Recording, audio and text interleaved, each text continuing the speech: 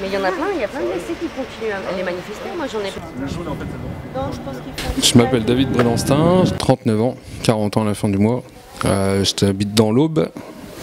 J'ai 2 filles, une de 14 et une de 11 ans. Et je travaille en usine, dans une usine de forge. Je fais des pièces pour Airbus. On a été chargé place de l'Étoile, après le Touquet qui est cramé.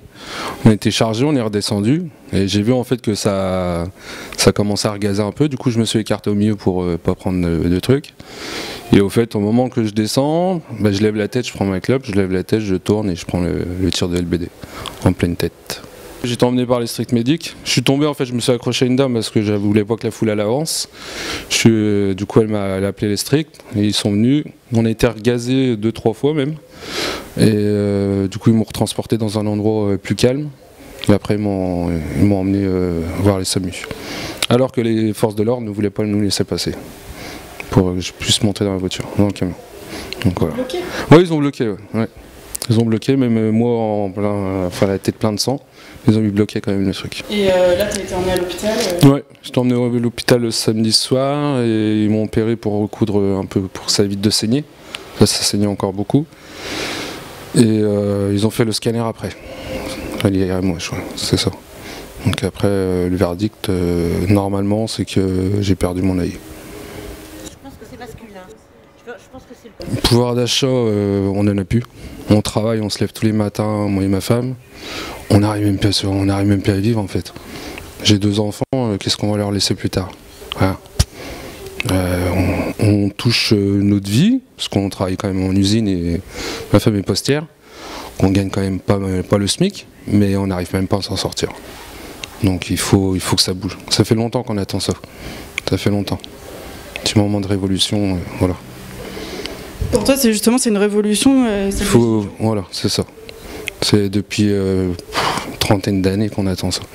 Et c'est bien parce que la solidarité, elle est revenue. Entre Français, on n'est plus que des gilets jaunes, on est une famille en fait. Une famille. Avant, on se croisait comme ça, on se disait à peine bonjour, que là, non, il n'y a plus ça. Je le vois depuis que je suis ici samedi. C'est des gens qu'on croisait comme ça dans la rue en manif. Mais je le vois depuis samedi, j'ai énormément de soutien, de messages de soutien, et ça fait chaud au cœur. Ça fait chaud au cœur. Du coup, toi, Franck, qui a aussi perdu ton œil, pourquoi c'est important pour toi de venir voir David aujourd'hui, d'être solidaire entre blessés?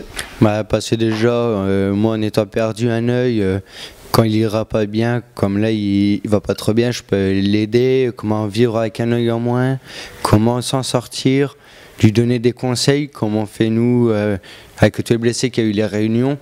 On était plusieurs à perdre un œil, on s'est donné des conseils, comment s'améliorer, comment s'en sortir.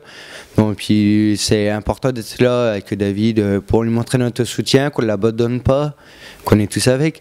Comme on se dit tous, Macron certes il nous fout de la merde, mais le seul truc qu'il a su faire c'est réunir une famille, créer une famille.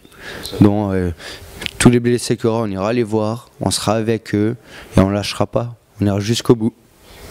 On est solidaires et on ne lâchera pas. On sera tout le temps avec lui. Voilà. Pour l'instant, je me dis je vais pas y retourner, je vais rester un peu avec ma famille. Après, je me dis que je voudrais y retourner. Pour leur montrer qu'ils m'ont retiré l'œil, mais je suis encore là. Je suis encore présent. Donc voilà. On reviendra encore plus fort. C'est ça, qu'est-ce que tu as envie de dire aux autres qui continuent à rester mobilisés? Qu'est-ce que tu as envie de leur dire? Faut rien lâcher jusqu'à temps que tous ces gens-là tombent. Il faut avoir des têtes qui tombent de toute façon. C'est pas possible autrement. On ne peut pas laisser passer 4 mois de grève tous les week-ends avec des tas de blessés. On est dans un pays libre. Et là j'ai plus l'impression en fait. Moi j'ai vu des images quand je suis descendu de Troyes jusqu'à la place de l'Étoile en train. Parce que Troyes on a fait ça en train. On passe devant la galerie Lafayette avec des gens qui ne sont pas rien manger, des gens, personnes de 90 ans qui demandent des sous en français. Alors que le coin il est luxueux, il n'y a aucun riche qui donne une pièce. Et la petite dame elle mourrait de faim. Ça c'est des images à la base, on est en 2019, c'est impossible à continuer comme ça. Et à côté de ça on pleure parce que le Fouquet il a été... c'est impossible. Moi je dis des trucs comme ça, c'est pas normal. 2019, où on est comme ça, c'est impossible de voir ça. Il faut que ça cesse. Et moi je l'avais payé le 28, ma femme le 20, le 3 il n'y en a plus. Il n'y a plus de sous. Donc voilà.